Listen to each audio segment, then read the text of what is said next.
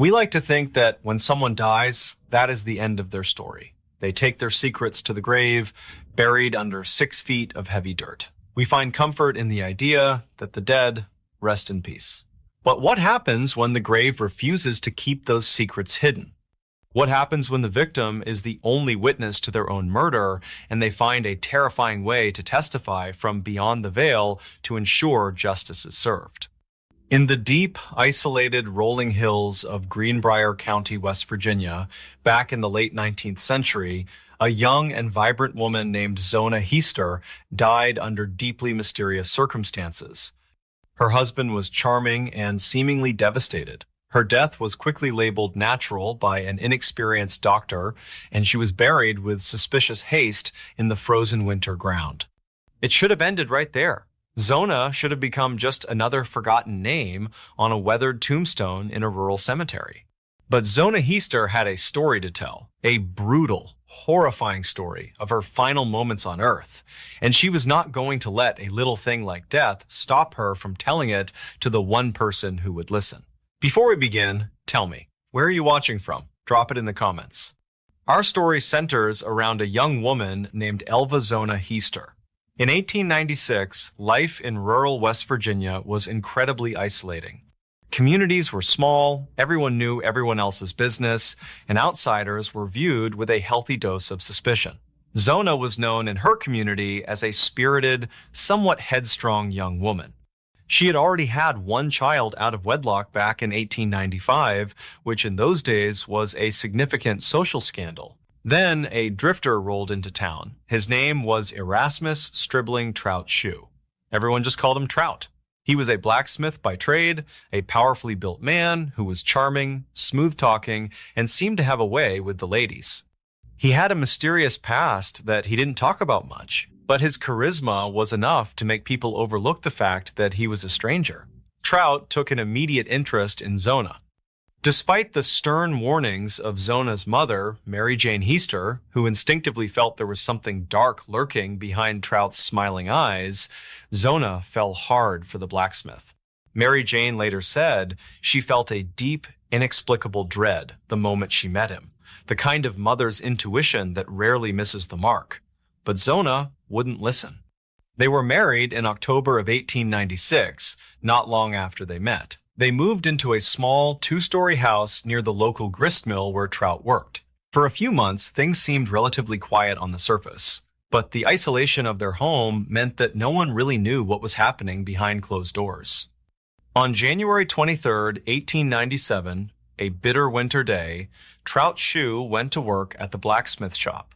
Around midday, he asked a young neighborhood boy named Andy Jones if he would run over to the shoe house and see if Zona needed anything from the store. He said she hadn't been feeling well that morning.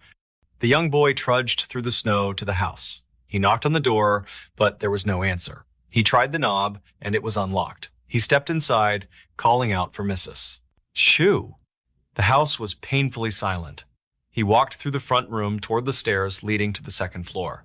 There, lying at the foot of the stairs, was Zona. She was stretched out perfectly straight on the floor, her feet together, one hand across her chest. Her head was tilted awkwardly to one side. The boy ran to her, thinking she had just fallen. But when he got close, he saw the fixed stare of her open eyes. Zona was stone dead. Terrified, the boy ran back to the blacksmith shop to tell Trout. According to witnesses, Trout didn't seem shocked. He seemed instantly hysterical. He ran back to the house, but before the local doctor and coroner, Dr. George Knapp, could arrive, Trout did something very strange. Trout carried Zona's body upstairs to their bedroom. By the time Dr. Knapp got there, about an hour later, Trout had already washed the body and dressed Zona in her absolute best Sunday clothes. She was wearing a high-necked dress with a stiff collar, and over that, Trout had wrapped a large scarf around her neck and tied it in a big bow under her chin. Dr. Knapp was a relatively new doctor, and he was intimidated by the large, grieving husband. Trout was cradling Zona's head, crying loudly. Every time Dr.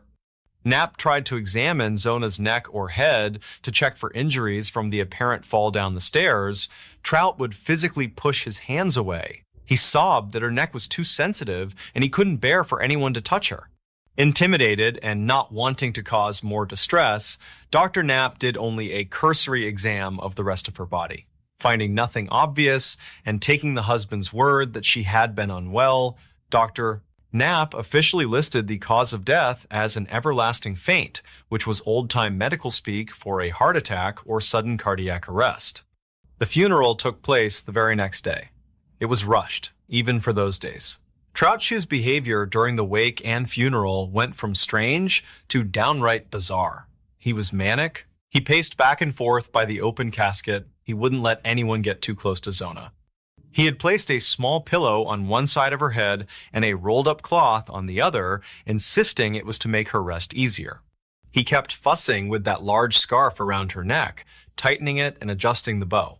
At one point, he famously said to the mourners that Zona was much better off now than she ever was in life. Zona's mother, Mary Jane Heaster, watched all of this with a burning suspicion. She knew in her gut her daughter hadn't just died of a faint. She noticed how quickly Trout wanted Zona in the ground. She noticed how he guarded the body. After the body was removed from the house for burial, Mary Jane took the sheet that had been inside the coffin. She tried to wash it, and something terrifying happened. The water in the basin turned entirely red, as if it were blood. Yet when she pulled the sheet out, there was no stain on it. But the water smelled metallic and foul. To Mary Jane, this was a sign from God that something evil had happened. Zona was buried in the Souls Chapel Cemetery. Trout immediately began acting like a man without a care in the world, which only fueled Mary Jane's fury. Every night for weeks, Mary Jane prayed. She prayed fervently, desperately asking God to reveal the truth about what happened to her daughter. She asked for a sign. She asked for justice. 4 weeks after the funeral, Mary Jane got her answer. It started on a cold February night. Mary Jane was in bed when she woke up to a strange light filling her room. It wasn't moonlight or lamplight. It was a cold, piercing white light. As her eyes adjusted, she saw a figure standing at the foot of her bed. It was Zona. But it wasn't the Zona she knew in life. This figure was pale, almost translucent, and radiating an intense coldness that made Mary Jane shiver under her heavy quilts. The ghost of Zona began to speak, but not with her voice. It was as if the words were being placed directly into Mary Jane's mind. For 4 consecutive nights, the ghost of Zona Heaster visited her mother. On the first few nights, the ghost recounted the abuse she had suffered at the hands of Troutshue. She talked about his violent temper, how he would snap over the smallest things. She revealed that he had been married twice before. His first wife had divorced him on grounds of extreme cruelty. His second wife had died under mysterious circumstances, allegedly from falling off a haystack, but the ghost intimated it was murder. On the 4th and final night, the ghost revealed the gruesome details of her own death. She told her mother that on the day she died, Trout had come home for lunch. He was in a foul mood because she hadn't cooked any meat for his meal. An argument started. Trout, in a blind rage, grabbed her by the throat. The ghost described the crushing pressure of his massive hands. She couldn't breathe. She tried to fight back, but he was too strong. And then, with a violent, wrenching motion, he snapped her neck. To prove the truth of her words, the ghost of Zona did something that seared itself into Mary Jane's memory forever. The ghost stood at the foot of the bed and slowly, horrifyingly, turned her head completely around until it was facing backward between her shoulder blades, showing her mother exactly how broken her neck was. Then, the spirit vanished, leaving Mary Jane alone in the freezing darkness, armed with a terrifying truth. Mary Jane knew nobody would believe her. A ghost story wouldn't hold up in court, but she was a mother possessed by a need for justice. She went to the local prosecutor, a man named John Alfred Preston. You can imagine how that conversation went. An older woman from the hills comes into a prosecutor's office claiming her dead daughter's ghost solved her own murder. Preston was skeptical. He tried to gently dismiss her. But Mary Jane was relentless. She was articulate, she was specific, and her conviction was unshakable. She recounted details that only someone who was there could know. She talked about the bruise on Zona's neck that Trout had covered with the scarf. She talked about the specific vertebrae that were broken. Preston, against his better judgment, started poking around. He talked to Dr. Knapp, who admitted he hadn't really done a thorough exam because Trout was being so aggressive. He talked to neighbors who had heard yelling from the house. The rumors in town were already swirling about Trout's strange behavior at the funeral. Facing mounting pressure from the community and the undeniable intensity of Mary Jane's testimony, Prosecutor Preston made a bold move. He ordered Zona's body to be exhumed. On February 22, 1897, in the dead of winter, a group of men dug up Zona's coffin. Trout Shue was forced to be there. Witnesses said he complained the entire time, saying it was disrespectful and unnecessary. They took the coffin to a nearby one-room schoolhouse to perform the autopsy. Dr. Knapp was there, along with two other more experienced physicians. They opened the casket. Zona's body was remarkably well preserved due to the freezing temperatures. And just as the ghost had told her mother, when they removed the high-collared dress and the large scarf that Trout had insisted on, they found distinct finger marks and bruising on her neck. But the real proof came when the doctors examined her spine.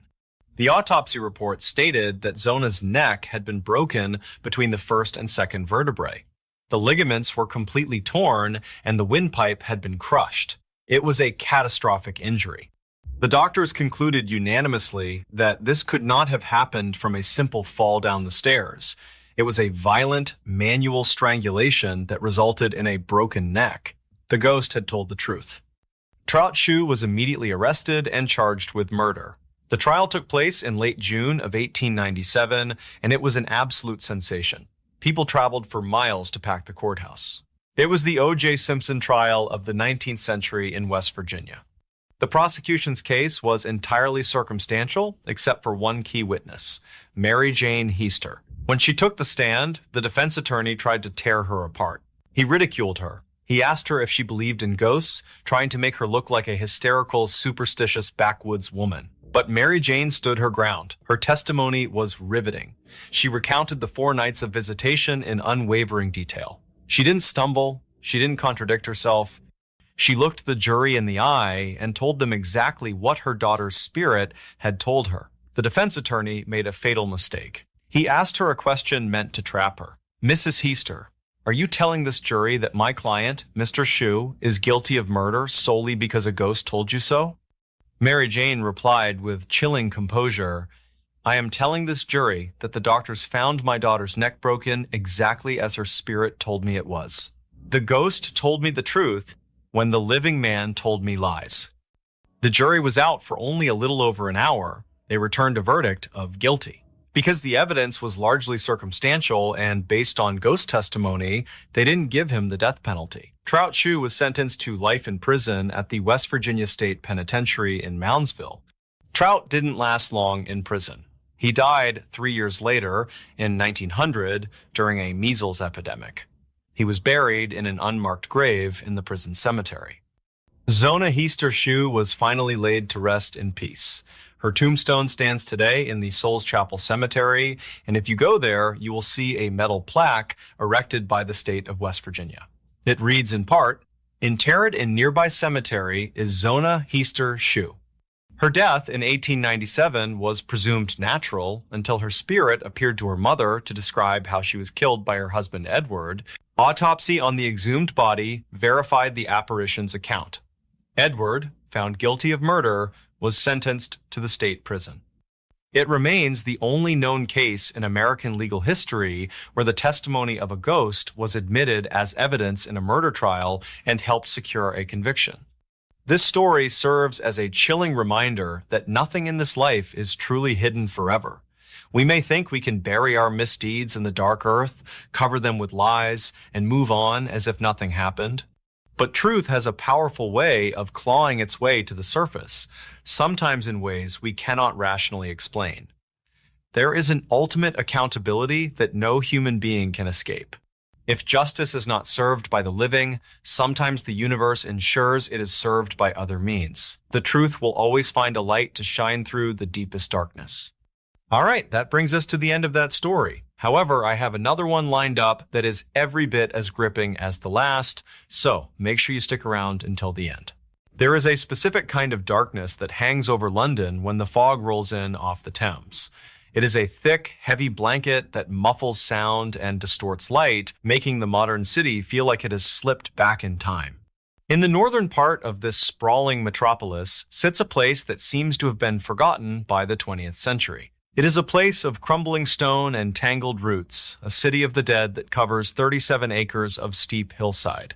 This is Highgate Cemetery. Today, if you visit Highgate, you will find a manicured tourist attraction where you must pay admission to see the graves of famous philosophers and writers. But if you could travel back in time to the late 1960s and early 1970s, you would not find a tourist attraction. You would find a nightmare. Back then, Highgate was a ruin.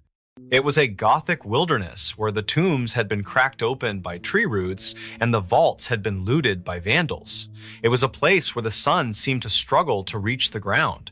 And in this decaying necropolis, something strange began to happen. A hysteria took root in the minds of the local people, a fear so primal and so intense that it caused thousands of ordinary citizens to grab wooden stakes and hammers and hunt for a monster. This is not a story from the Middle Ages. This happened in the age of rock and roll and space travel. It is a story about a vampire, but not the kind you see in movies. The real monster in this story was not the thing sleeping in the coffin. The real monster was the madness that woke up in the city. Before we begin, tell me, where are you watching from? Drop it in the comments. To truly understand the terror that gripped London, we have to set the scene. Highgate Cemetery was built in 1839 during the height of the Victorian era. The Victorians had a strange obsession with death. They built their cemeteries to be grand, magnificent places filled with Egyptian avenues and circle of Lebanon cedar trees and massive stone mausoleums that looked like small houses. It was the place to be buried if you were wealthy and important. But as the decades passed, the money ran out. By the time the 1960s arrived, the company that owned the cemetery was bankrupt. The gates were left rusted and broken, the walls were crumbling, the forest took over. It became a dense jungle where the ivy grew so thick it completely covered the statues of angels and weeping women. It became a playground for the darker side of London. Occultists and amateur Satanists began breaking in at night to hold rituals in the open crypts. They would draw pentagrams on the floor and chant in languages they did not understand. And perhaps in their ignorance they invited something in. Or perhaps they just set the stage for the public imagination to run wild. The trouble began in the autumn of 1969. It started as a whisper among the people who lived in the Victorian terraced houses that lined the edges of the cemetery. The locals began to notice a change in the atmosphere. It was not just that the cemetery was creepy, it was that it felt occupied. People walking down Swains Lane, which is a steep, narrow road that runs directly between the two halves of the cemetery, began to report terrifying encounters. One evening, a man was walking his dog past the cemetery gates. It was around 11 p.m. and the street was deserted. The fog was clinging to the cobblestones. Suddenly, his dog, a large retriever that was usually fearless, stopped dead in its tracks. The hair on the dog's back stood straight up, and it let out a low, guttural growl that the man had never heard before. The man looked toward the cemetery gate. Standing there behind the rusted iron bars was a figure. It was incredibly tall, perhaps 7 feet in height.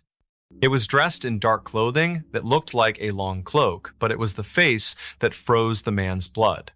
He described it as having a deathly white complexion, but the features were blurred, as if the face was not quite solid. The only thing that was sharp and clear were the eyes, 2 burning hypnotic points of light that seemed to drill into his mind. The man felt a wave of psychic exhaustion wash over him, as if his energy was being drained away by the mere presence of the entity. He managed to drag his whimpering dog away and run down the hill, but the feeling of being watched never left him. This was not an isolated incident. Another witness, a respectable accountant, was walking home late one night when he lost track of time. He claimed that he suddenly found himself standing in front of the gate, unable to move, paralyzed by a force he could not see. He stood there for what felt like hours, staring into the darkness, until suddenly the spell broke and he ran home in a panic. Couples who used the dark lane for privacy reported seeing a dark shape that did not walk, but glided inches above the ground, drifting through the solid iron gates as if they were made of smoke. Then the physical evidence began to appear. And this is where the story takes a turn from a ghost story to something more visceral. People began finding dead animals in the area. Foxes were the most common victims. Highgate was full of foxes, but these ones were not killed by cars or dogs. Their bodies were found lying on the paths inside the cemetery or in the gardens of nearby houses. When the bodies were examined, there were no signs of external trauma, no broken bones, no gashes, but there was a throat wound, and the bodies were completely drained of blood. It was as if something had fed on them. On February 6, 1970, the dam broke. The local newspaper, the Hampstead and Highgate Express, published a letter from a reader. The writer described seeing a gray figure flitting among the graves and asked if anyone else had seen it. The response was overwhelming. The newspaper office was inundated with letters. Everyone seemed to have a story. The fear that had been bubbling under the surface exploded into the public consciousness. Into this volatile mix stepped two men who would become the architects of the hysteria. Their names were David Farrant and Sean Manchester. If you were writing a movie, you could not invent two more perfect rivals. David Farrant was a dark, brooding figure. He was a local Wiccan and occultist who spent his nights exploring the cemetery. He told the press that the entity was a dark leyline force, a gathering of negative energy caused by the satanic rituals. He claimed to have seen the creature up close, describing it as having eyes that burned like coals. He was mysterious and spoke in riddles. Sean Manchester was the opposite. He was theatrical, loud, and charismatic. He claimed to be a bishop of the Old Catholic Church and a professional vampire hunter. When the reports of the bloodless foxes came out, Manchester went on television and made a shocking declaration. He told the people of London that they were not dealing with a ghost. He said they were dealing with a king vampire of the undead. Manchester spun an elaborate and terrifying backstory. He claimed that in the 18th century, a nobleman from Wallachia, a region in Romania famous for its vampire legends, had traveled to England. This nobleman was a practitioner of the black arts and a vampire. Manchester said that when this nobleman died, his followers brought his body to London and buried him in a secret vault in Highgate. According to Manchester, the modern Satanists who had been performing rituals in the cemetery had accidentally woken him up. Now, the king vampire was hungry, and he was stalking the streets of London. The media went into a frenzy. It was the perfect story. The clash between Farrant and Manchester became a daily soap opera. They insulted each other in the press. They challenged each other to magical duels. They whipped the public into a state of absolute terror. You have to remember that in 1970, the internet did not exist. People got their news from the papers and the TV, and the papers were telling them that a monster was real. The tension built and built until Friday, March 13, 1970. Friday the 13th. Sean Manchester announced to the world that he was going to lead an official vampire hunt that very night. He said he would enter the catacombs, find the vampire's lair, and drive a stake through its heart. He invited the press to witness the deed. He should have kept his mouth shut. As the sun set over London on that Friday night, the atmosphere in Highgate was electric. It started with a few curious onlookers gathering near the main gates on Swains Lane. Then came the amateur ghost hunters. Then came the thrill seekers. And finally came the mob. By 10:30 p.m., the scene was apocalyptic. The narrow streets around the cemetery were gridlocked with cars, but it was the people on foot who were truly terrifying. Police estimated that hundreds, if not thousands of people had descended on the cemetery. This was not a peaceful crowd. They were a lynch mob, and they were armed. Imagine looking out your window and seeing thousands of your neighbors marching down the street holding homemade wooden stakes sharpened in their garages. They carried heavy iron crucifixes. They held flaming torches. They had pockets full of garlic and vials of holy water. They were shouting and chanting, demanding blood. The police were hopelessly outnumbered. A small detachment of officers tried to hold the line at the main gate, but the pressure of the crowd was too great. With a deafening roar, the mob surged forward. They climbed over the high brick walls, they smashed the locks on the gates, they poured into the cemetery like a flood. Inside the cemetery, it was absolute pandemonium. The darkness was pierced by hundreds of flashlight beams darting in every direction. People were running wild over the graves. They were kicking down the doors of the family vaults. They were smashing the marble angels. They were screaming that they had seen the vampire. Every shadow was a monster. Every rustle of leaves was an attack. Sean Manchester and his group managed to fight their way through the crowd to the terrace catacombs, a row of imposing stone tombs. Manchester claimed that he broke into a specific vault that he believed belonged to the vampire. He said the lid of the coffin had been moved. He prepared to perform an exorcism, but the vampire was gone. Meanwhile, the police were fighting a losing battle to clear the grounds. It took them hours to restore order. They arrested people for carrying offensive weapons. They found people hiding in the bushes, waiting to ambush the undead. By the time the sun came up, the cemetery was a wreck. Graves had been trampled and desecrated. But the horror did not end that night. In fact, the mob violence of March 13 was just the beginning of a much darker chapter. The hunt had normalized the idea of breaking into the cemetery. It had planted a seed in the minds of the disturbed that the bodies in Highgate were not human remains, but monsters that needed to be destroyed. In the months and years that followed, a wave of gruesome desecration swept through the cemetery. This is the part of the story that is hard to stomach because it shows what happens when superstition replaces humanity. In August of 1970, the police were called to the cemetery again. Inside one of the mausoleums near the north gate, they found a scene from a horror movie. A woman's body had been dragged out of her coffin. Her head had been severed from her body. The perpetrators had tried to burn the remains. It was a senseless, brutal act of violence against the defenseless dead. Then came the incident of the Iron Vampire. A vault was found broken open. The coffin inside had been smashed. The skeleton within had been subjected to a ritualistic execution.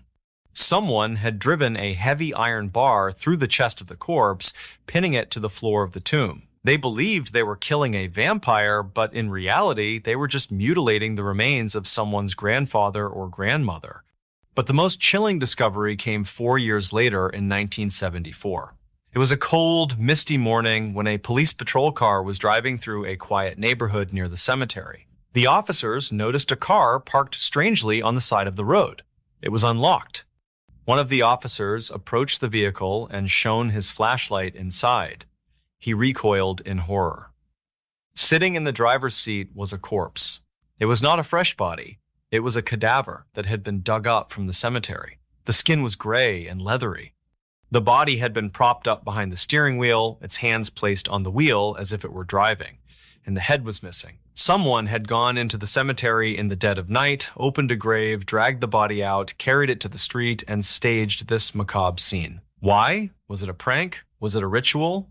Or was it the final act of the vampire hunters proving that they had conquered death? Both David Farrant and Sean Manchester were eventually targeted by the law. Farrant was arrested in 1974. He was found in a churchyard near Highgate at night, carrying a crucifix and a wooden stake. He was eventually charged with damaging memorials and interfering with dead bodies. He was sentenced to prison. In court, he claimed he was being persecuted for his beliefs, but the judge saw it differently. The judge saw a man who had contributed to a hysteria that led to the destruction of a sacred place. Sean Manchester continued to claim victory. He wrote books stating that he had eventually tracked the vampire to a house in nearby Crouch End and destroyed it, but his stories were full of contradictions and impossibilities. The vampire panic eventually faded. The Friends of Highgate Cemetery, a charity organization, took over the management of the grounds. They repaired the walls, locked the gates, and began the slow process of healing the damage. Today, the cemetery is secure, the tombs are sealed, the dead are left in peace. But when you look back at the events of the early 1970s, you have to ask yourself a question. Was there ever a vampire? There is zero scientific evidence to support the existence of a supernatural creature in Highgate. The tall, dark figure was likely a combination of shadows, fog, and the power of suggestion. The dead foxes were likely victims of disease or other predators. These psychic attacks were likely panic attacks induced by fear. However, there was a monster in Highgate, but it was not wearing a cape and fangs. The story of the Highgate vampire is a terrifying case study in mass hysteria. It shows us how quickly the veneer of civilization can crack. We like to believe that we are rational beings living in a scientific age. We think we are immune to the superstitions of the past. But all it took was a couple of rumors in a newspaper and a charismatic storyteller to turn modern Londoners into a medieval mob. It reveals a dark truth about human nature. When we are afraid, we stop thinking. We look for scapegoats. We look for monsters to kill. And in our quest to destroy the monster, we often become the monster ourselves. There is a profound lesson here that touches on the very core of our humanity. There are 3 principles that could have saved the people of London from this madness. The first is the importance of verification. In an age of rumors and sensationalism, we have a duty to use our intellect. We must verify information before we act on it. The mob that stormed the cemetery did not stop to ask for proof. They acted on emotion. They abandoned their reason. When we stop asking for the truth, we become pawns in someone else's game. The second is the danger of superstition. Fear of the unknown is natural, but when we let that fear dictate our actions, we fall into error. Believing in things without foundation leads to chaos. It clouds our judgment and leads us to see enemies where there are none. And the third and most important lesson is about respect for the dead. The most disturbing part of the story is not the vampire, it is the way the bodies were treated. There is a universal value that states the dignity of the dead is equal to the dignity of the living. A grave is a sanctuary. It is the final resting place of a soul that has completed its trial on this earth. To break open a tomb to handle a corpse with violence and to mock the dead is a transgression of the highest order. The people who dragged those bodies out of their coffins thought they were heroes fighting evil, but they were actually committing a supreme act of disrespect. They violated the peace that every human being is entitled to after death. The Highgate vampire was a phantom of the mind, but the damage done to the cemetery and the desecration of the bodies was very real. It stands as a monument to what happens when we let fear win. It is a reminder that the dead deserve our protection and our silence. They have moved on to a realm that belongs to the Creator, and it is not our place to disturb them. So the next time you hear a wild rumor or a scary story that seems too incredible to be true, take a moment to pause. Use your reason. Verify the facts. And remember that the true measure of a society is not how it hunts its monsters, but how it treats its defenseless, both the living and the dead. If you enjoyed this story, please like and share. Stay safe. Imagine a criminal who doesn't want to hide in the shadows. Instead, they want the entire world to watch their every move. Now imagine this criminal isn't a person, but a ghost, a faceless group that calls itself the Monster with 21 Faces. For 18 months, this phantom entity held the entire nation of Japan hostage. They kidnapped the CEO of a billion-dollar company, poisoned candy, and put it back on store shelves for children to find. And all the while, they sent taunting, playful letters to the police and the media, turning their crime spree into a terrifying national drama. They were always one step ahead, and in the end, they simply announced they were bored of the game and vanished forever, leaving behind one of the most baffling and audacious unsolved cases in the history of crime. Before we begin, tell me, where are you watching from? Drop it in the comments. It's always fascinating to see where these stories are heard. All right, if you're a fan of the strange, dark, and mysterious, you have certainly come to the right place. Our story begins in the spring of 1984 in the prosperous and orderly nation of Japan. At the head of one of the country's largest and most beloved candy companies, Ezaki Glico was its president, a 42-year-old man named Katsuhisa Ezaki. Glico was a household name, famous for iconic snacks like Pocky and Pretz. Ezaki lived a comfortable life with his wife Mariko and their 3 children in a wealthy suburb of Nishinomiya. On the evening of March 18th, he was enjoying a relaxing bath at home after a long day. He had no idea that his quiet, successful life was about to be shattered. and that he was about to become the first pawn in a bizarre and terrifying game. At around 9 p.m., two masked men, armed with guns and a key, quietly let themselves into his mother's house, which was right next door to his own. They tied up his 70-year-old mother and forced her to give them the key to her son's home. A few minutes later, Izaki's wife Mariko heard a noise and came downstairs to find the two masked intruders in her home. They brandished their weapons and told her they wouldn't harm her or the children if she just stayed quiet. One of the men then cut the phone lines while the other went upstairs. He kicked open the bathroom door to find a shocked Katsuhisa Izaki. They dragged him from his bath, naked and dripping, and threw him into the shower. They told him they wanted money, 1 billion yen, the equivalent of about 10 million US dollars at the time, and 10 kilograms of gold bullion. Before he could even process the demand, they hustled him out of his own home, wrapped him in a blanket, and forced him into a waiting car. The president of the Glico Candy Company had been kidnapped from his own bathroom. The next day, the kidnappers sent a ransom note to the company demanding the massive sum of money, but the kidnappers, whoever they were, had underestimated their victim. Izaki was not a man who would sit and wait for his fate to be decided. He was being held in a small, windowless room in what he believed to be an abandoned warehouse. After 3 days in captivity, he saw his chance. He managed to loosen his restraints, and when his captors were distracted, he made a break for it. He burst out of the warehouse and ran for his life, eventually making it to a nearby road and flagging down help. He had escaped. For the police and the Glico Company, it was a moment of immense relief. The crisis was over, but they were wrong. The crisis was just beginning. The kidnappers hadn't just lost their hostage, they had been publicly embarrassed, and now they wanted revenge. This is when the criminals adopted their now famous persona. A few weeks after the escape, letters began to arrive at newspaper offices and police stations across Japan.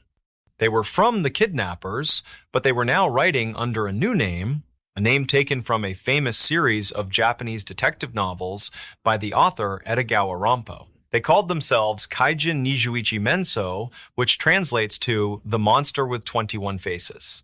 Their letters were unlike any ransom notes the police had ever seen. They were not just demanding, they were theatrical, arrogant, and filled with a strange, dark sense of humor. They were written in a folksy, sometimes childish dialect, and they were filled with insults aimed at the police and the media. One of their early letters read, "To the dumb police, are you stupid? There are so many of you, what are you doing? If you were professionals, you would have caught us. Your abilities are so bad, we will give you a hint." This was their style. They weren't just criminals, they were performers, and all of Japan was their unwilling audience. Their first public act of terror was a direct attack on the Glico Company. They sent a letter to the media announcing that they had laced Glico candy products with potassium cyanide, a deadly poison, and placed them back on store shelves. The announcement caused immediate and widespread panic. Japan is a country where food safety is taken incredibly seriously, and the idea of poisoned snacks aimed at children was a national nightmare. Glico had no choice but to pull all of its products from every store in the country. The company lost over $20 million and had to lay off hundreds of workers. The monster had failed to get their ransom, so they had inflicted a different kind of pain, bringing a corporate giant to its knees. After a few months of tormenting Glico, the monster went silent. The public began to hope the nightmare was over. But then, in September, they returned, this time with a new target, another major food company called Morinaga. Their tactics were the same. They sent letters demanding money, and when the demands weren't met, they escalated to public terror. But this time, they did something even more sinister. They didn't just claim times to have poisoned the candy, they showed the world they had actually done it. They sent letters to news outlets across the country, telling them the exact stores, and in some cases, the exact locations on the shelves where they had placed the poisoned products. A frantic race would begin, with reporters and police officers rushing to the named stores, and they would find them. Boxes of Morinaga candy, just as the monster had described, but with a new, professionally printed label on them that read, in Japanese, "Danger contains toxins. You will get sick if you eat this." The monster with 21 faces. It was a brilliant and diabolical act of psychological warfare. They weren't actually trying to kill anyone. They were proving that they times could asterisk. They were showing the entire country that they had the power to place poison in the hands of any child at any time. The fear was palpable. Candy sales plummeted across the country. Stores started pulling all Morinaga products from their shelves. The monster was in complete control. They expanded their campaign, sending threatening letters to Marudai Ham and House Foods Corporation, two other massive food companies. The Japanese food industry was in a state of siege. The National Police Agency, meanwhile, was engaged in the largest and most frustrating manhunt in the country's history. They had over 1,000 investigators working the case full-time. But they were chasing a ghost. The monster was incredibly skilled at covering their tracks. The letters were typed on an old Japanese typewriter, making them untraceable. They used public payphones for their calls. But the police did have a few agonizingly close calls. On two separate occasions, they arranged for a money drop with the criminals. Both times, the police were outsmarted. In one instance, a police officer was instructed to board a train and look for a man carrying a white flag. He was then supposed to follow that man to the drop-off point. The officer boarded the train, but he described the scene as chaotic, with so many people that he couldn't properly identify the contact. The drop was a failure. Their best, and ultimately most frustrating, lead came in the form of a security camera video. After the monster had claimed to have poisoned candy in a grocery store, police reviewed the security tapes. On the video, they saw a man in a baseball cap and glasses placing a box of Glico chocolate on a shelf. The man was ordinary looking, with neatly combed hair and a slight build. But witnesses who had seen him in the store described his eyes as being like those of a fox. The police released a sketch of the man, who immediately became known as the Fox-Eyed Man. His face was plastered on every television screen and in every newspaper in Japan. He became the public face of the monster, but despite the nationwide manhunt, he was never identified. The crime spree continued for 18 long, terrifying months. And then, just as suddenly as it began, it ended. In August of 1985, the monster sent their final letter to the media. The tone was, once again, bizarrely nonchalant. It read, "Japan has become hot and humid, so we decided to forget about torturing food companies. After this, we will not threaten any more companies." They mocked the police one last time for their failures and then ended the letter with a strange, almost childish sign-off. "We are bad guys," which means we have more things to do than bully companies. It is fun to lead a bad man's life. The monster with 21 faces. And with that, they were gone. They never sent another letter. They never made another threat. The most notorious criminal entity in Japanese history had simply announced they were finished playing their game and had vanished back into the shadows from which they came. The case went cold, but the story has one final, tragic chapter. 1 year after the monster's final letter, in August of 1986, the police superintendent in charge of the investigation, a man named Yamamoto, walked into his backyard and took his own life. He left a note expressing his deep shame and sorrow for having failed to catch the monster. It was the ultimate, heartbreaking victory for the criminals. They had not only gotten away with their crimes, but they had driven the man hunting them to his death. To this day, the identity of the monster with 21 faces remains completely unknown. Were they a single, disgruntled person with a grudge against the food industry? Or were they a sophisticated criminal organization? The skill and planning involved suggest a group, but the unique, singular voice in the letters suggests a single mastermind. They terrorized a nation, caused over $1 billion in economic damages, and ran circles around the police for a year and a half, all without ever being caught. They played their game, they won, and then they simply walked away, leaving behind a strange, dark, and utterly baffling mystery. There is a primal instinct buried deep inside every human being that alerts us when we are not alone. It is that sudden prickle on the back of your neck. It is the feeling of heavy eyes boring into your skull from across a crowded room. Usually, when we turn around, we find nothing but empty space, and we laugh it off as paranoia. But what happens when you turn around and there is no one there, but you know for a fact that the eyes are still watching? What happens when the watcher is not a ghost or a monster, but a person who knows your name, knows your children's names, and knows exactly which room you sleep in? For one family in New Jersey, the American dream of owning a perfect home turned into a psychological torture chamber, not because of what was inside the house, but because of who was outside waiting in the shadows. Before we begin, tell me, where are you watching from? Drop it in the comments. The year was 2014. Derek and Maria Broaddus were a couple who seemed to have figured out the game of life. Derek was a senior vice president at an insurance company, and Maria was also successful in her career. They had worked hard, they had saved their money, and now they were ready to upgrade their lives. They had 3 young children, and they wanted to raise them in a place that felt safe, a place that felt grand. They set their sights on the town of Westfield, New Jersey. Westfield is the kind of town that looks like it was built for a movie set. It is affluent, quiet, and filled with tree-lined streets and massive, beautiful colonial-style homes.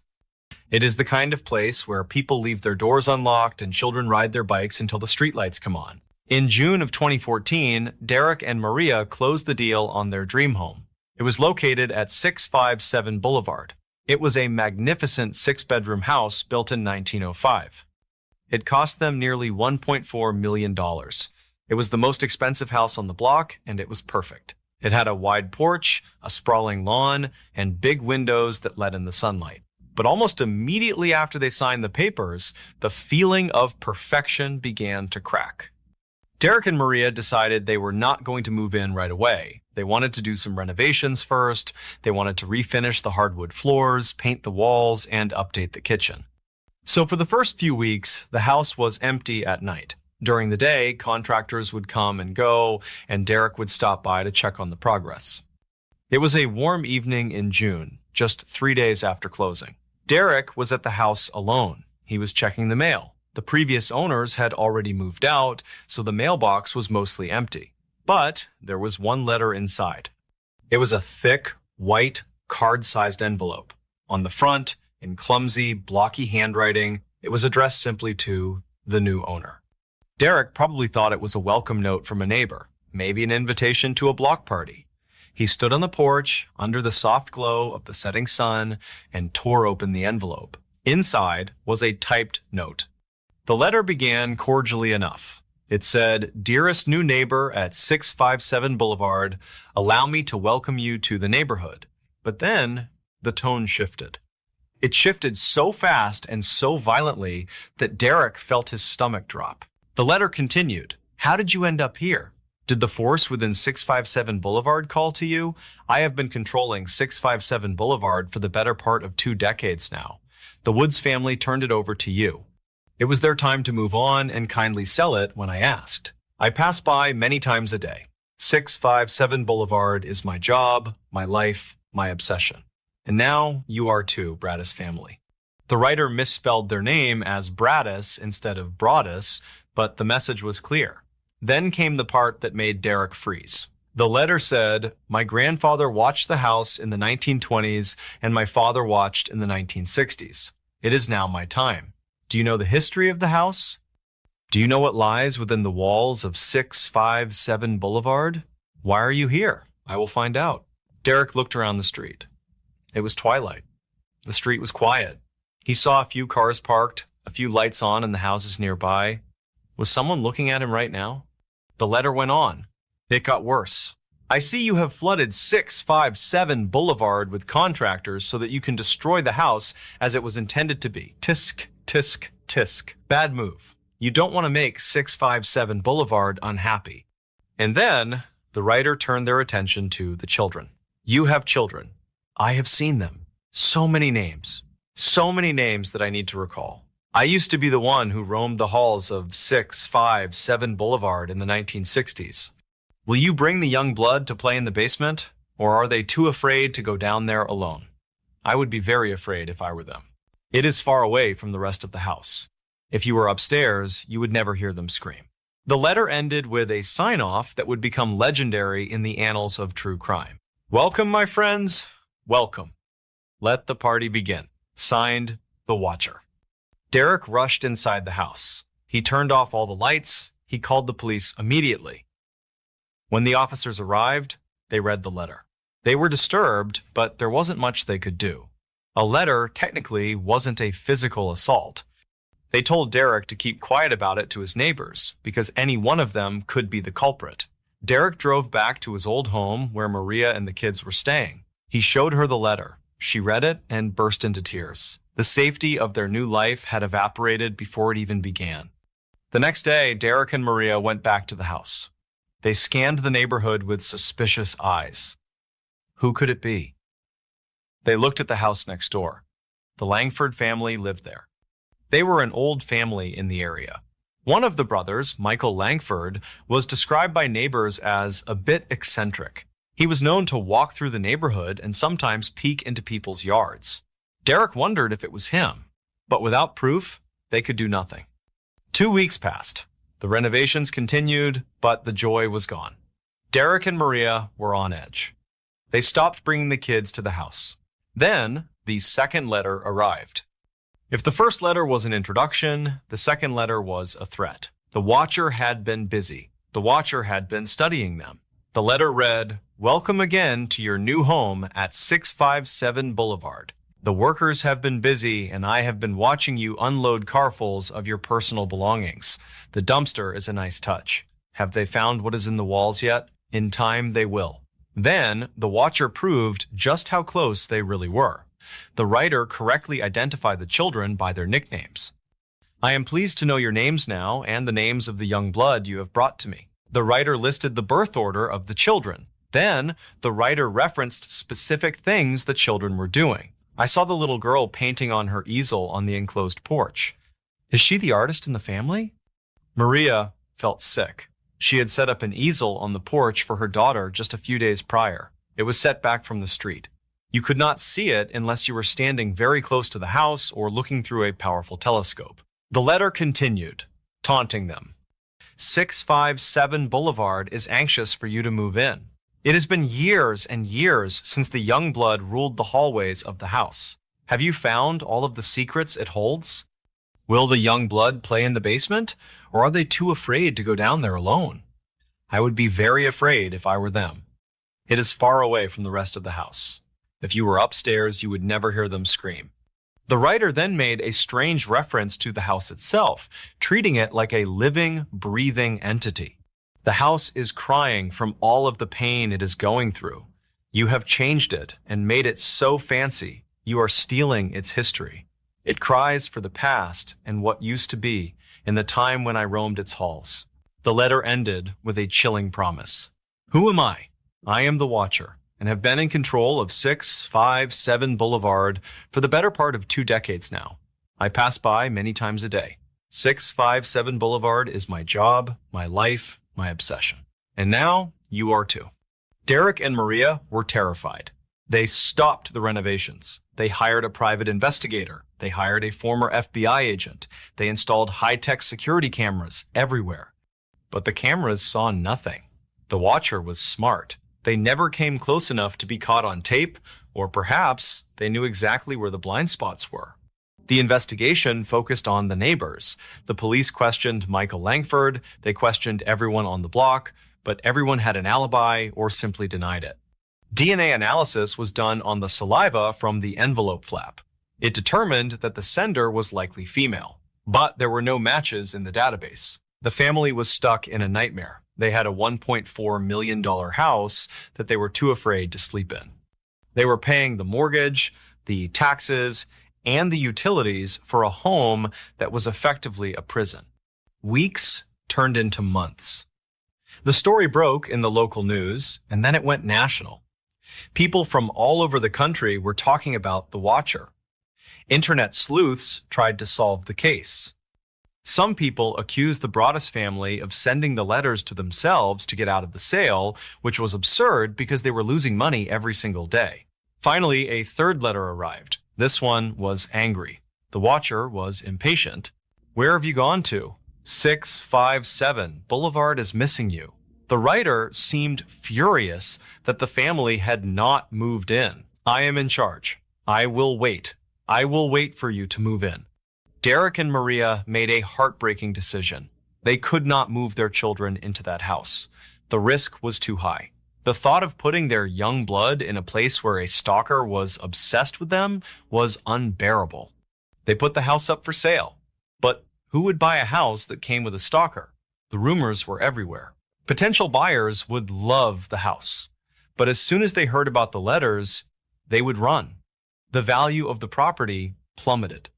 Desperate to cover the costs, Derek and Maria found a renter, a brave family who agreed to lease the house. But even then, the nightmare did not end.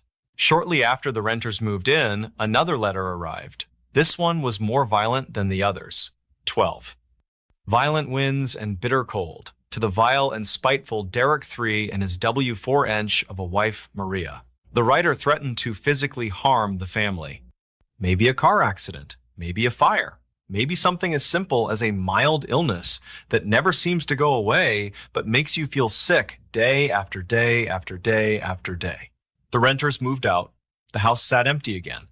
Years passed. The mystery remained unsolved. The police exhausted every lead. They looked at old enemies of the previous owners. They looked at jealous neighbors. They even looked at a local gamer who played violent video games as a specific character named the Watcher, but nothing stuck. Finally, in 2019, 5 years after they bought it, Derek and Maria sold the house. They sold it for roughly $950,000. They took a loss of almost $500,000. They had never spent a single night in the master bedroom. They had never hosted a single holiday dinner in the dining room. Their children never played in the basement. The new owners moved in. And interestingly, as far as the public knows, the letters stopped. The Watcher, it seems, had either passed away, moved on, or was simply satisfied that the Broaddus family was gone. But the psychological scar remains. To this day, the case of the Watcher of Westfield remains one of the most unsettling, unsolved mysteries in modern American history. It touches on our deepest fears. We all want to believe that our home is our castle. We want to believe that when we lock the front door, the world stays out. But this story proves that sometimes the world is already inside, watching, waiting, and writing. Think about the sheer audacity of it. Someone in that neighborhood, maybe the nice lady walking her dog, or the old man watering his lawn, was writing these letters. They were watching a family crumble. They were watching the police cars come and go, and they were likely laughing. There is a profound lesson to be found in the story of 657 Boulevard, one that resonates deeply with spiritual teachings regarding privacy and the nature of worldly possessions. In life, we are often driven by the desire to acquire the best. We want the biggest house, the finest car, the most enviable lifestyle. We believe that these things will bring us peace and security. Derek and Maria Broaddus bought a mansion believing it was the pinnacle of their success, the ultimate sanctuary for their family. But instead, it became their greatest source of fear. This teaches us that the true value of a home is not in its square footage or its price tag, but in the peace it provides. A small, humble hut where one feels safe is infinitely better than a palace where one feels hunted. Furthermore, there is a concept in many moral traditions, including the Islamic faith, about the sanctity of privacy, known as aura. A person's home is a sacred space. It is a place where the outside world should not intrude. To violate that privacy, to peer into someone's life and spread fear, is a grievous act of oppression. The Watcher did not just trespass on a property. They trespassed on the soul of a family. This story also serves as a reminder of the destructive power of envy and the evil eye. The Watcher was clearly obsessed with the house and angry that someone else possessed it. Their jealousy turned into a toxic fixation that destroyed the peace of others. It reminds us to be humble with our blessings and to seek protection not from physical walls, but from a spiritual steadfastness. We often display our lives for the world to see, especially in the age of social media, forgetting that not everyone looking at us wishes us well. The Broaddus family was living the dream, and that dream attracted a nightmare. So, the next time you are sitting in your living room and you feel that sudden urge to close the blinds even though it is pitch black outside, listen to that instinct. we like to think we are safe in our homes. We like to think that the walls protect us. But walls have windows. And you never really know who is standing on the other side of the glass, watching, waiting, and wondering when the young blood will come out to play. Thanks for reading. There is a kind of silence that you only find in the deep, rolling countryside of rural Ireland. It is not an empty silence. It is a heavy, watchful silence. The hills there are incredibly green, soaked in rain and mist, and they are dotted with structures that are older than the pyramids of Egypt. For thousands of years, the people living on this land have followed an unwritten rule, a pact made with the history of the soil itself. You respect the land, and the land lets you live. You do not disturb the resting places of the dead. You do not cut the lone hawthorn trees that stand in the middle of fields. And you certainly never, ever touch the ancient stone tombs that mark the gateways to the other world. Most people, even in the modern age, respect these rules. They might call it superstition, but they still walk around the fairy forts rather than through them. They still lower their voices when they pass a dolmen. But sometimes a person comes along who believes they are too powerful for old stories. They believe that their money and their influence make them untouchable. They look at a sacred pile of rocks and see nothing but an obstacle to be bulldozed. This is the story of a man who reached the absolute pinnacle of human success. A man who had everything the world could offer and then lost it all in a way that defies logical explanation. It is a story about hubris, about the terrifying speed of a fall from grace, and about what happens when you disturb things that should have been left alone. Before we begin, tell me, where are you watching from? Drop it in the comments. It's always fascinating to see where these stories are heard. All right, if you're a fan of the strange, dark, and mysterious, you have certainly come to the right place. Let us go back to the early 1970s. In a small, quiet corner of County Cavan, Ireland, there was a young man named Sean Quinn. He did not come from money. In fact, he started with almost nothing. He was the son of a small farmer, and he knew what it meant to work until his hands were raw. He borrowed about £100 to start a business, digging gravel out of his family farm. He had one truck, a shovel, and a relentless drive to succeed. And succeed he did. Sean Quinn was not just a hard worker. He was brilliant. He had an instinct for business that was almost supernatural. Throughout the 1980s and 1990s, he built an empire.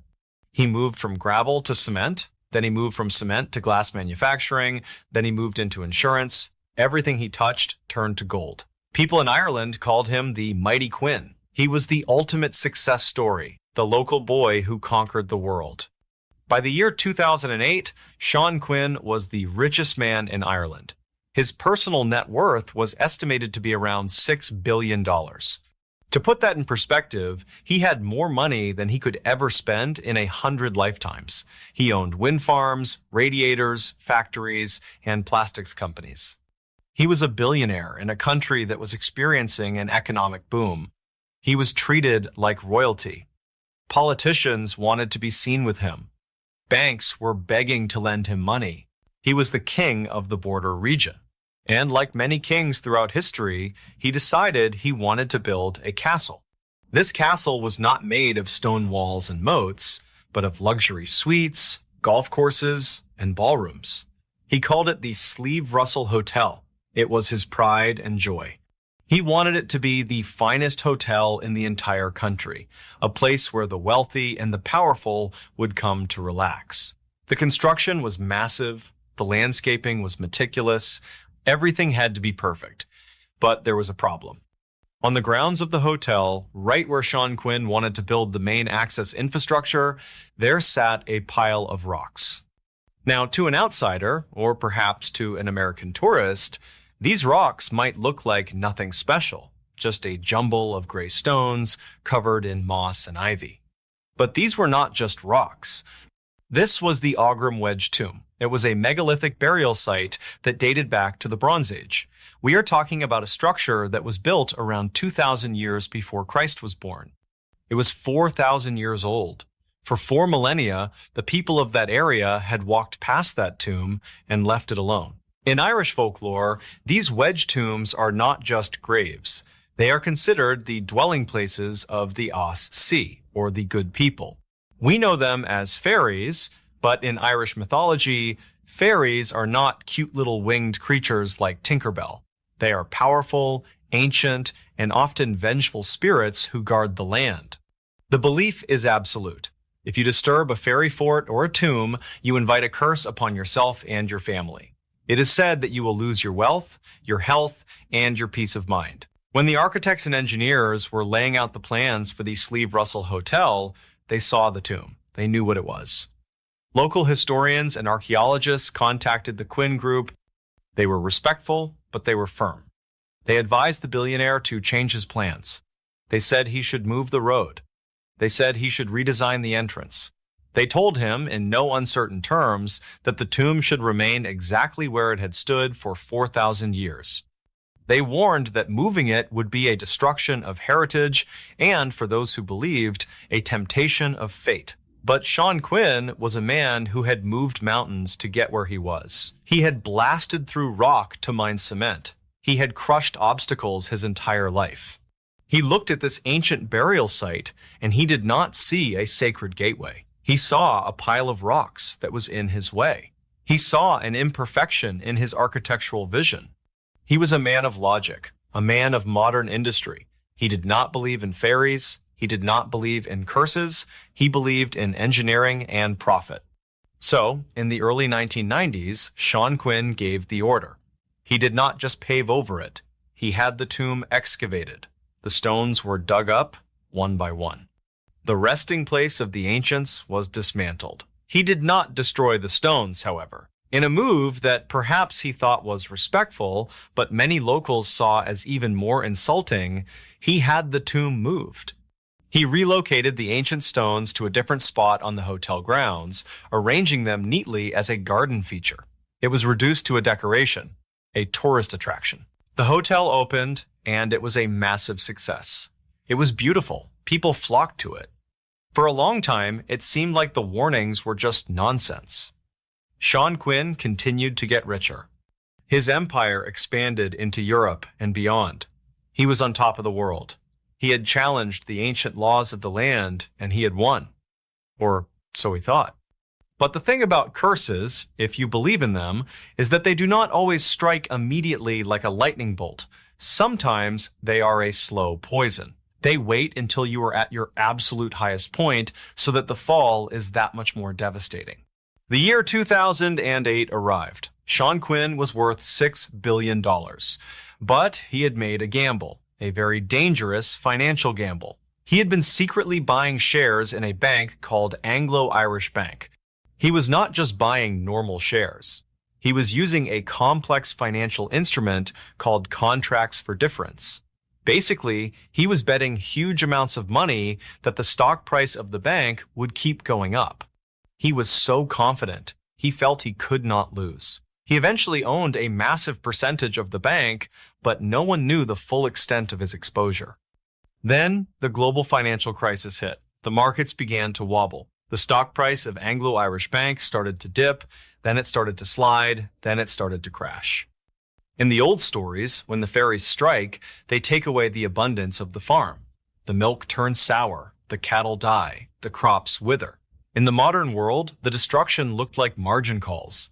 As the bank's share price dropped, Quinn had to put up more cash to cover his losses.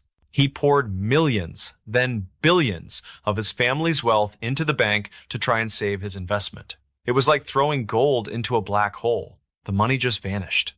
The bank collapsed. It was one of the biggest corporate failures in the history of the state. The Irish government had to step in, and when the dust settled, Sean Quinn's $6 billion fortune was gone. It was not just diminished, it was obliterated. He owed the bank billions. In 2011, the unimaginable happened. The man who had been the King of Ireland, the man who had flown in private helicopters and dined with presidents, was declared bankrupt. He had less than nothing. The authorities seized his assets, they took his cement factories, they took his insurance company, and, most symbolically of all, they took the Sleeve Russell Hotel, the very place where he had moved the tomb. He was stripped of the jewel in his crown. The tomb sat there on the grounds, silent and unmoving, while the man who moved it was escorted off the property. But the nightmare was not over. The curse, if you want to call it that, was not done with him. It came for his freedom. Sean Quinn was accused of trying to hide assets from the bank. He was found in contempt of court. In November of 2012, a judge sentenced the former billionaire to 9 weeks in prison. Imagine the scene.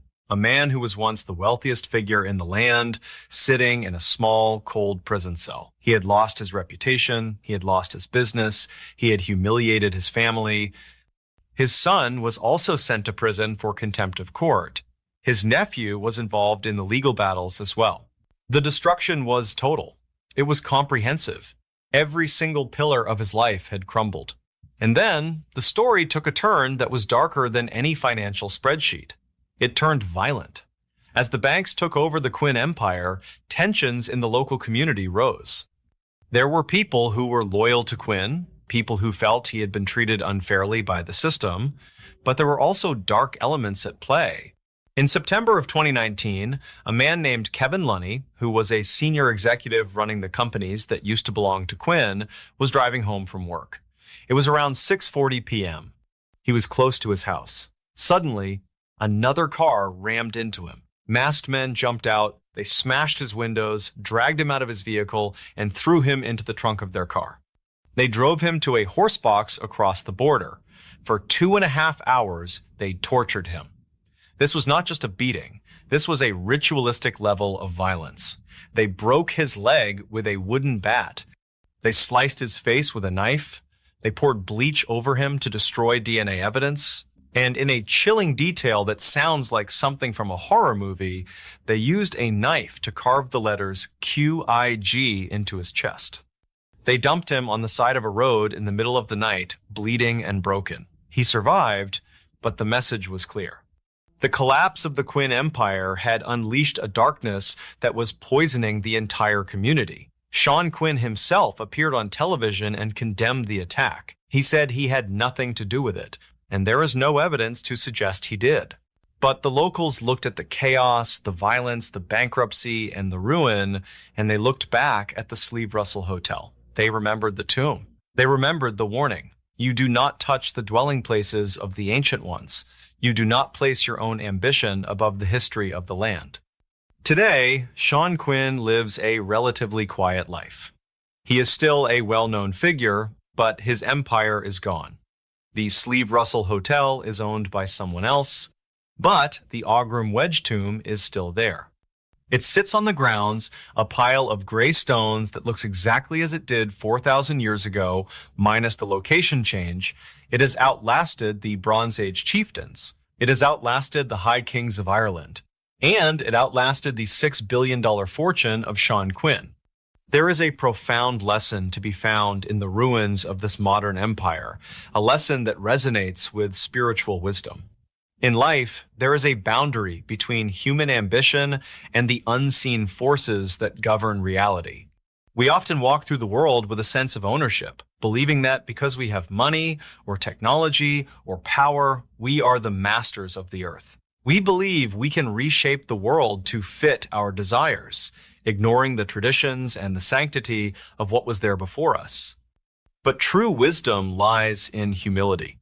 It lies in understanding that we are small travelers in a vast history. There is a concept that warns us against arrogance, against walking upon the earth with insolence. When a person believes they are greater than the established order, when they believe they can displace what is sacred just to build a path for their own convenience, they are challenging a power much greater than themselves.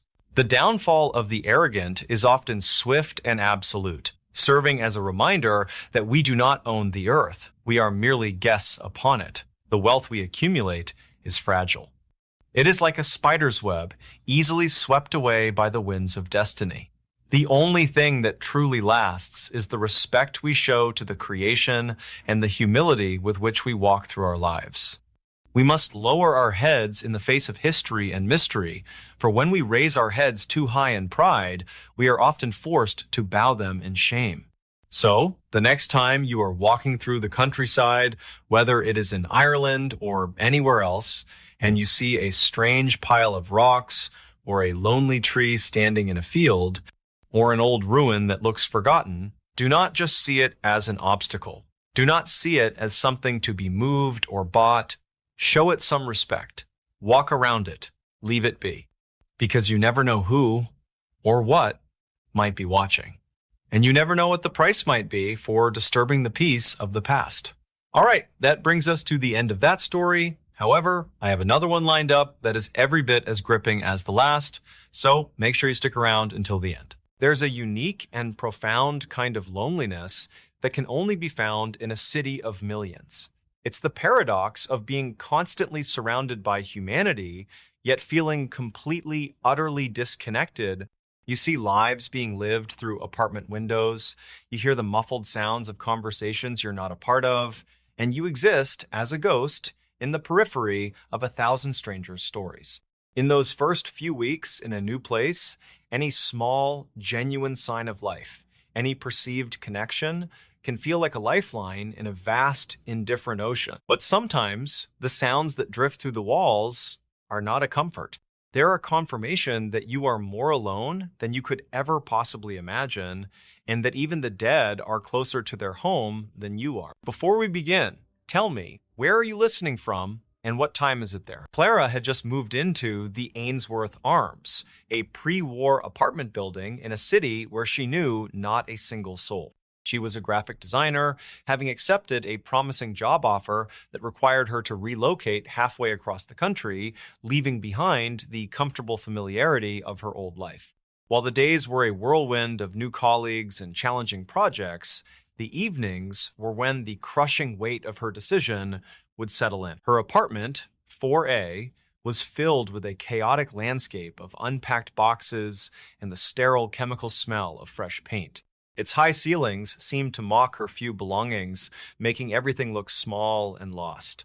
The silence was her loudest, most unwelcome companion. The building itself had a certain faded grandeur. The floors creaked with the memory of 1,000 tenants, the old radiator in the corner hissed and clanked like a sleeping dragon, and the walls were notoriously thin. It was on her third night, as she sat on the floor eating tasteless takeout from a box, that she first heard the music. It started softly, a delicate and intricate melody drifting through the wall from the adjacent apartment, 4B. It was a piano. But it wasn't a recording from a stereo. It had the rich, organic, and imperfect sound of a live performance.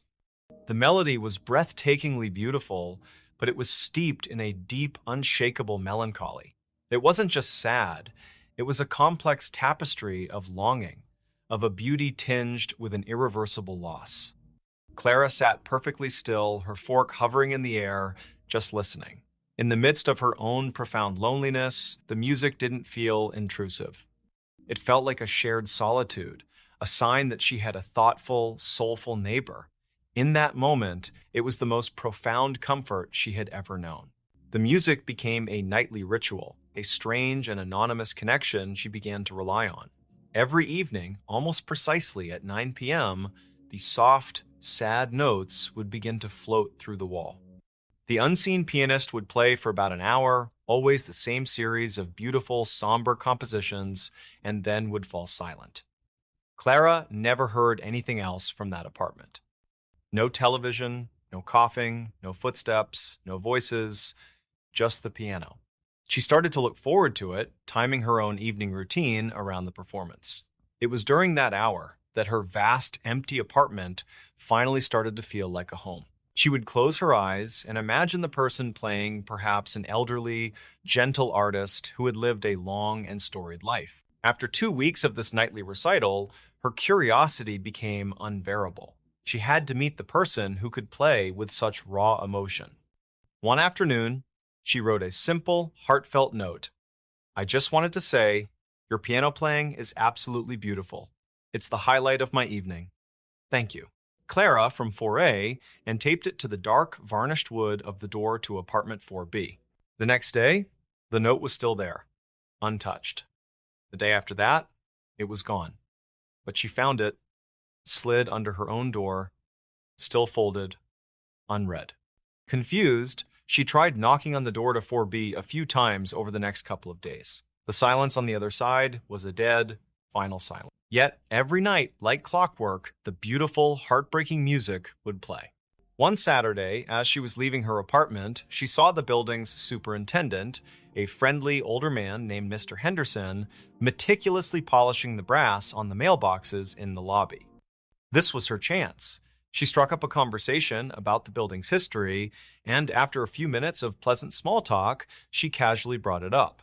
"You know," she said with a warm smile, "I have to say, the person in 4B is an incredible musician. I hear them playing the piano every night. It's just gorgeous. I've been trying to meet them to say so, but they seem very private." Mr. Henderson stopped polishing. The friendly, easy smile on his face didn't just fade, it collapsed. He slowly turned to face her, his expression shifting to one of deep, profound confusion, which then curdled into a weary, unsettling dread. He stared at her. "I'm sorry. What did you just say? Apartment 4B? Yes, my neighbor?" Clara repeated, her own smile starting to feel tight and uncertain. "The pianist?" Mr. Henderson slowly put down his polishing cloth. His voice was low and serious, all the previous warmth gone. "Honey, that's impossible. You must be mistaken. The walls in this old place, they play tricks. Sounds travel." "No, I'm sure of it," Clara insisted, a nervous laugh escaping her. "It's clear as a bell. Every single night. I promise you, there is someone in there playing the piano." The color drained from Mr. Henderson's face. He looked past her, up the grand staircase, as if picturing the fourth floor. "The last tenant in 4B, he said, his voice barely a whisper, was an elderly woman. Her name was Alara Vance. She was a retired concert pianist. A bit of a prodigy in her day, I'm told. She lived in that apartment for almost 50 years. He paused, and his eyes met hers, full of a deep, unsettling pity. She passed away. Right there, in her living room, about 3 months ago. The paramedics said they found her sitting at her piano. He took a shallow breath before delivering the final, devastating detail. She was a recluse in her later years, never left the apartment. She had this one song she'd composed herself, a sad little tune. Her neighbors from back then used to say she played it every single night, without fail. Clara went back to her apartment in a state of numb disbelief. Her mind was a whirlwind of denial. Henderson was old, maybe he was confused, it had to be a squatter, or the sound was coming from upstairs, or anywhere but there. That night, she didn't unpack, she didn't eat, she just sat on her sofa in the oppressive, buzzing dark, staring at the wall that separated her apartment from 4B, and she waited. 9 p.m. came. Then 9:01. The silence was absolute. A tiny, fragile wave of relief washed over her. It was over. And then it started. The first soft, melancholic note drifted through the wall, as clear, as pure, and as beautiful as ever. It was followed by the next, and the next, until the full, haunting melody filled her silent apartment. But the song was no longer a comfort. It was a dirge. It was a poison. Every perfect, sorrowful note was a confirmation of the impossible, a nail in the coffin of her sanity. Clara pressed her ear against the cold plaster of the wall, and this time, beneath the notes of the piano, she could hear something she'd never heard before. The faint, rhythmic creak of a wooden bench, and what sounded like a soft, sorrowful sigh that hung in the air between movements. She was frozen in the dark, a captive audience of one listening to a ghost's nightly, heartbreaking recital, a performance that would never, ever end. To most, Hawaii is just a vacation paradise. But to the locals, it is a land of deep, ancient power where the old gods still rule. Nowhere is this more true than on the Pali Highway, a winding road cutting through the mountains of Oahu. Here, there is one sacred rule that you simply do not break. Never carry pork in your car at night. If you do, you are inviting the wrath of a goddess, and you might find yourself stranded in the dark with something terrifying waiting right outside your window. Before we begin, tell me, where are you watching from? Drop it in the comments. It's always fascinating to see where these stories are heard. All right, if you are a fan of the strange, dark, and mysterious, you have certainly come to the right place.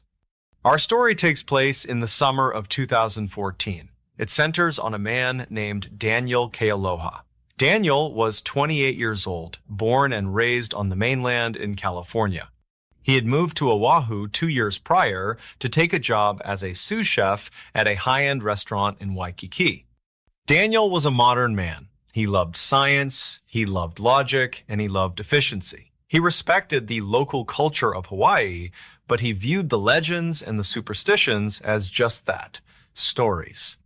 Folklore. He did not believe in night marchers, he did not believe in shark gods, and he certainly did not believe that a piece of meat could stop a car engine. The restaurant Daniel worked for was preparing for a massive, exclusive private event on the windward side of the island in the town of Kailua. It was a traditional Hawaiian luau, but with a high-end modern twist. The centerpiece of the feast was to be a specific type of high-grade heritage pork, imported specially for the occasion. On the night of August 14th, 2014, Daniel was working late at the restaurant in Waikiki. The event was the next day. There had been a mix-up with the supply trucks, and the special pork shipment had been delivered to the Waikiki location instead of the venue in Kailua. At 11:30 p.m., the head chef grabbed Daniel. He was stressed and frantic. He told Daniel that the pork needed to be in Kailua by morning to begin the slow roasting process. He handed Daniel the keys to the catering van, a reliable, heavy-duty cargo vehicle. He told him to load the pork and drive it over the Pali Highway to the prep kitchen in Kailua. As Daniel began loading the heavy wrapped coolers of raw pork into the back of the van, one of the dishwashers, an older local man named Kimo, stopped him. Kimo saw the pork. He saw the keys, and he looked at Daniel with serious, wide eyes. Kimo told him not to take the Pali. He told him to take the long way around, the coastal road. He said it would add 45 minutes to the drive, but it was safe. He told Daniel that carrying pork over the Pali at night was forbidden. He explained that the Pali was the domain of Pele, the volcano goddess, and that pork was a symbol of Kamapua'a, the pig demigod, who was Pele's bitter rival and former lover. To bring pork into her domain was an act of war. It was an insult. Daniel just smiled. He was tired. He wanted to go home. He told Kimo that he appreciated the concern, but he had a job to do, and he was not going to add an hour to his drive because of a ghost story. He slammed the back doors of the van shut, hopped in the driver's seat, and turned the key. The engine roared to life. He waved at Kimo, who was still standing in the loading dock shaking his head, and pulled out onto the empty streets of Honolulu. The drive began normally. Daniel blasted his music, rolling down the windows to let the warm, tropical air rush in. He navigated the city streets and merged onto the Pali Highway. As he began the ascent up the mountain, the city lights faded behind him. The Pali Highway is not like a normal interstate. As you climb, you enter a different world. The temperature drops. The vegetation becomes thick and ancient. Giant banyan trees hang over the road, creating a tunnel of darkness. The wind picks up, howling through the cliffs. This was the site of the Battle of Nu'uanu in 1795, where King Kamehameha united the islands by forcing hundreds of warriors off the sheer cliffs to their deaths. It is a place soaked in blood and mana. Daniel reached the Nu'uanu Pali tunnels. These are two long, concrete tunnels carved straight through the mountain rock. It was now midnight. The road was completely empty. He was the only car on the mountain. He drove through the tunnels, the orange sodium lights flickering overhead. He exited the second tunnel and began the winding descent toward the windward side. He was making good time. He laughed to himself, thinking about Kimo's warning. The van was running perfectly. And then, everything changed. It started with the sound. The radio, which had been playing loud rock music, suddenly cut out. It was not a fade. It was a hard cut to silence. Then, a high-pitched, screeching static filled the cabin. It was so loud that Daniel instinctively covered his ears and swerved slightly. He reached for the volume knob and turned it all the way down, but the static remained, screaming at a deafening volume. Then, the lights went. The headlights of the van, which were cutting through the pitch-black darkness of the jungle, flickered once, twice, and died. Total darkness. Daniel slammed on the brakes. He was moving at 45 miles an hour on a winding mountain road with no lights. The van skidded, the tires screaming on the asphalt. He fought the wheel, his heart hammering against his ribs. The van came to a halt just inches from the guardrail. Beyond that rail was a drop of several hundred feet into the dark jungle below. He sat there in the dark, breathing hard. The static on the radio stopped as abruptly as it had started, replaced by a heavy, suffocating silence. Daniel tried to restart the van. He turned the key. Nothing. The engine did not crank. The dashboard lights did not come on. It was as if the battery had been completely drained of every electron. He hit the steering wheel in frustration. Great, he muttered. Just great. He reached for his cell phone. He looked at the screen. No service.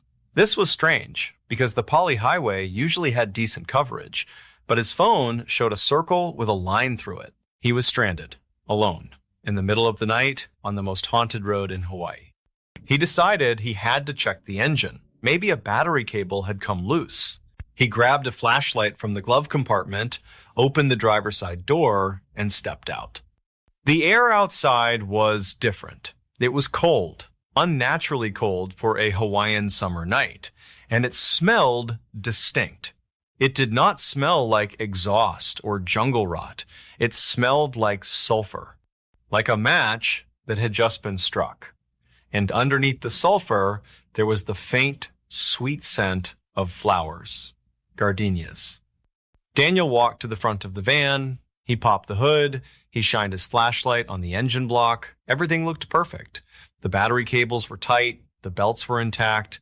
There was no smoke, no leaking fluid. There was absolutely no mechanical reason for the van to be dead. He slammed the hood shut. He was starting to feel a creeping sense of unease. The silence of the jungle was heavy. Usually, the forest at night is loud with insects and wind. But tonight, it was dead silent. No crickets, no wind, just a vacuum of sound. He walked back to the driver's side door. He was about to get in when he saw it. About 50 yards down the road, in the direction he was heading, there was a figure. Daniel froze. He shined his flashlight down the road. The beam cut through the darkness, illuminating the asphalt. Standing in the middle of the empty highway was a woman. She was facing away from him. She appeared to be wearing a long, white dress or robe that flowed around her legs, even though there was no wind. Her hair was long and white, cascading down her back. "Hey," Daniel called out, his voice sounding thin and weak in the heavy air. "Hey, do you need help? My van broke down." The woman did not move. She did not turn around. And then Daniel noticed something else. Standing next to the woman, sitting perfectly still on the yellow line of the road, was a dog. It was a massive white dog.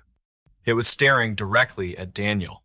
Its eyes reflected the flashlight beam, glowing a bright, unnatural red. A primal fear, something deep in his lizard brain, triggered a full-blown panic response. Daniel scrambled back into the van. He slammed the door and locked it. He didn't know why, but he felt terrified. He remembered Kimo's story. The woman, the dog, the pork. "No," he said to himself.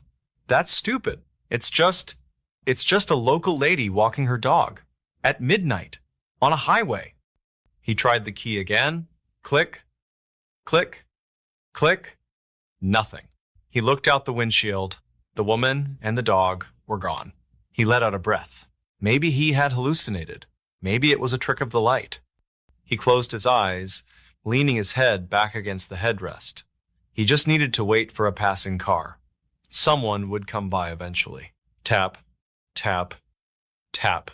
The sound came from the passenger side window. Daniel screamed and jolted upright. He looked to his right.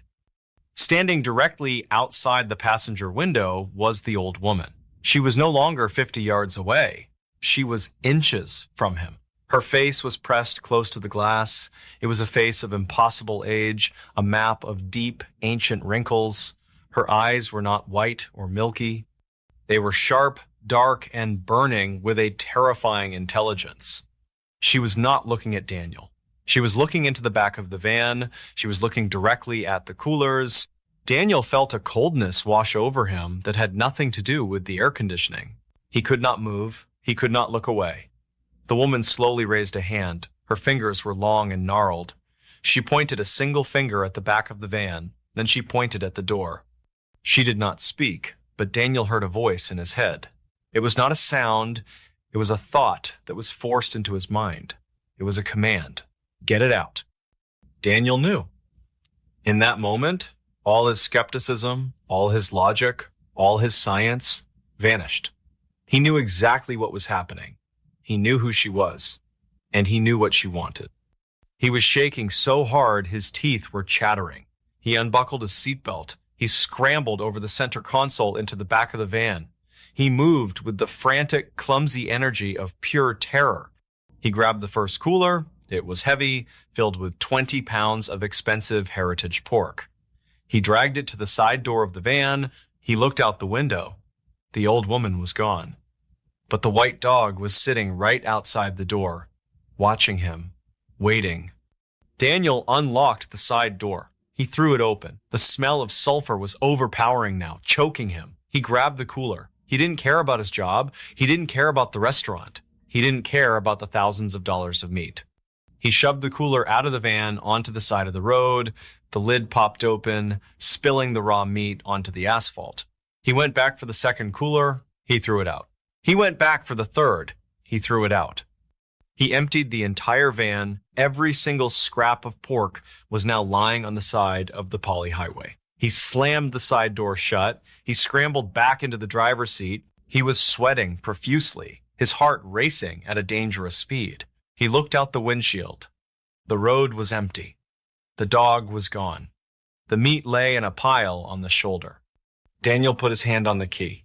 He took a deep breath. "Please," he whispered. "Please." He turned the key. The engine roared to life instantly. The headlights flickered on, cutting through the darkness bright and clear. The radio blasted back on, playing the same rock song as if nothing had happened. Daniel did not wait. He slammed the van into drive and floored it. The tires shrieked as he peeled away from the shoulder, leaving the pile of expensive pork behind him in the red glow of his taillights.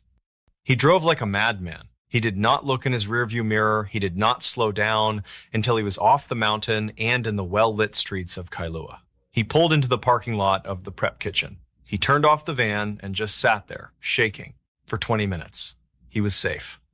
But he knew, with a certainty that chilled him to the bone, that he had narrowly escaped something far worse than a breakdown. The next morning, Daniel had to explain to the head chef why the pork was gone. He didn't lie. He told him exactly what happened. He expected to be fired. He expected to be laughed at. The head chef, a man who had lived in Hawaii for 10 years, didn't laugh. He just went pale. He asked Daniel exactly where it happened. Daniel described the spot. The chef nodded slowly.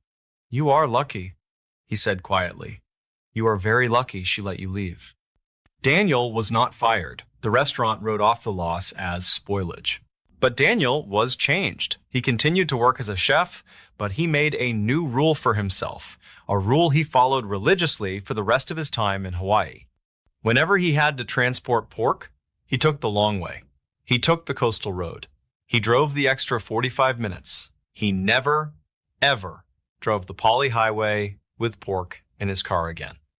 And when tourists would ask him about the silly superstition, he wouldn't laugh. He would just look at them with serious eyes and say, "Some rules aren't meant to be broken."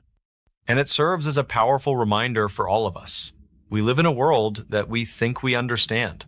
We map it with satellites, we illuminate it with electric lights, and we pave over it with concrete.